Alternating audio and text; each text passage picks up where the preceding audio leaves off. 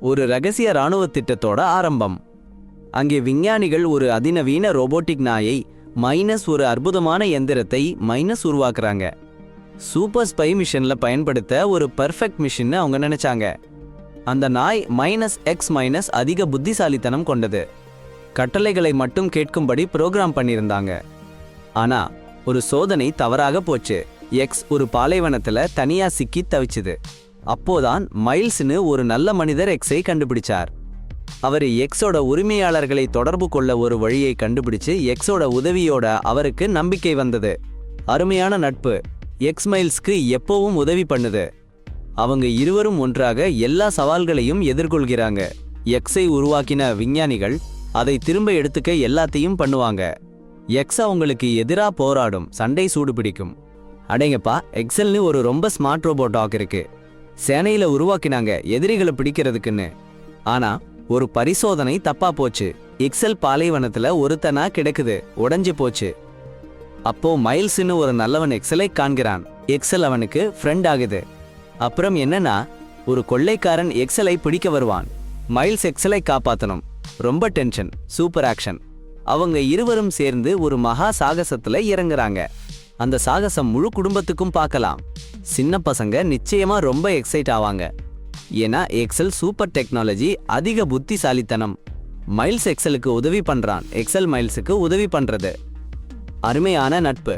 Glamour. ரொம்பவே ரொம்ப ரொம்ப ரொம்ப அற்புதமான கதை. அடேங்கப்பா, எந்த அளவுக்கு போவாங்கன்னா அந்த ரோபோட் நாயை உருவாக்கின சயின்டிஸ்டையே எதிர்க்குவாங்க. திரும்ப அந்த நாயை பிடிச்சிட்டு வரணும்னா என்ன வேணாலும் பண்ணுவாங்க. அந்த எக்ஸல் கிட்ட நிஜமா என்ன டேஞ்சர்னா பிடிச்சா என்ன ஆகும்னு எல்லாருக்கும் தெரியும். மைல்ஸ் அவனோட புது பேஸ்ட் ஃப்ரெண்டு சாரா ரேஸ் என்னும் ஸ்மார்ட் பொண்ணோட சேர்ந்து அந்த ரோபோட் நாயை காப்பாத்த ரேஸ்ல இறங்கிடுவான். மைல்ஸ் ஹில் அலெக்ஸ் நியூடெட்டர் என்னும் ஒரு பெரிய மோட்டோகிராஸ் ரேசர். ஆனா அவன் அப்பா சக் தாமஸ் ஜென் அவன் இன்னும் பெரிய ஃபியூச்சர்ல நல்லா பாருன்னு சொல்லுவார்.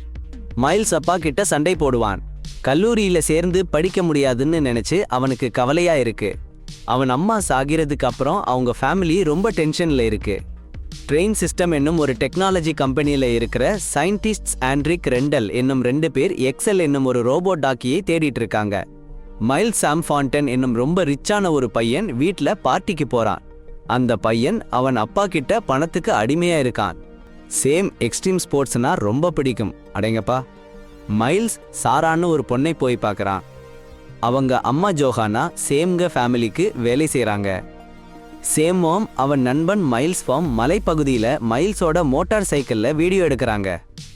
அப்புறம்தான் ஆச்சரியம். சேம் நண்பங்க மைல்ஸ் பார்க்காம அவன் டேங்குக்குள்ள கோக் சோடா ஊத்துறாங்க. அடக்கடவுளே, மைல்ஸ் ஜம்ப் பண்ணுறப்போ டபுள் ஆக்ஷன். தலையை பட்டு நொந்து போய் மயங்கி விழுந்துட்டான். சேம் அவன் கூட்டாளிகளும் மைல்ஸ் ஒரு பேக்வாம் ஃபியூல் ஜக்கியும் மட்டும் கொடுத்துட்டு விட்டு போகிறாங்க. அங்கேயே எக்ஸல்னு ஒருத்தன் மைல்ஸ் சந்திக்கிறான். முதல்ல அவனை எதிரியா நினைச்சாலும் மைல்ஸ் நட்பை புரிஞ்சுக்கிறான். ரோபோட் நாய் அடே. மைல்ஸ் சின்ன சின்ன ஆச்சரியத்துல அப்படியே கிடக்கிறான். எக்ஸல்ல என்ன பண்றதுன்னு தெரியாம தடுமாறுறான். சாரா சேம் கிட்ட மைல்ஸ் இருக்கிற இடத்தை கேட்டு தெரிஞ்சுக்கிட்டு போய் மைல்ஸ் தேடி பிடிக்கிறா. எக்ஸலை பார்க்கறா. அப்புறம் சாரி பயந்து போச்சு. ஆனா மைல்ஸ் நல்லா இருக்கான்னு சொன்னோனே சாரி அவனோட சேர்ந்துட்டா. ரொம்ப நேரம் கேம்ப் ஃபயர் கிட்ட உட்காந்து அவங்க லைஃப்ல என்னென்ன நடந்ததுன்னு பேசிக்கிட்டாங்க. மைல்ஸ் அம்மா இறந்து போயிட்டாங்கன்னும் சாரி அப்பா இல்லாம இருக்கானுன்னு சொன்னாங்க.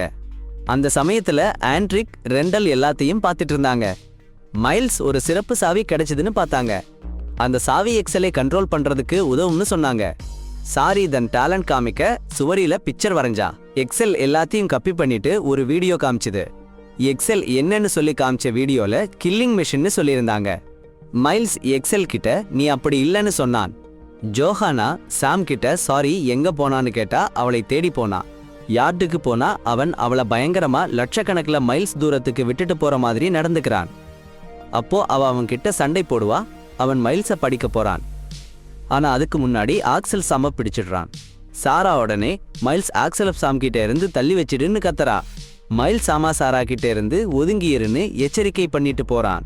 ஆனா இது இன்னும் பெரிய பிரச்சனைய பண்றது. சாமோட குடும்பமும் அவனோட குடும்பமும் சண்டையிட்டுக்கிறது.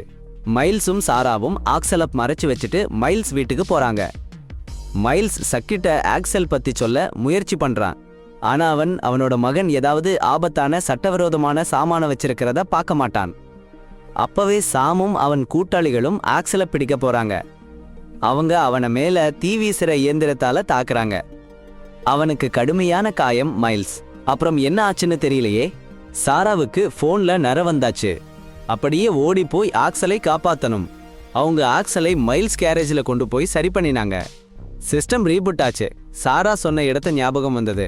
டேய், ஒரு பார்ட்டியில இருக்கான்னு தெரிஞ்சு அங்க போனாங்க. அங்க இருந்தவங்க எல்லாம் பயந்து நடுங்கினாங்க.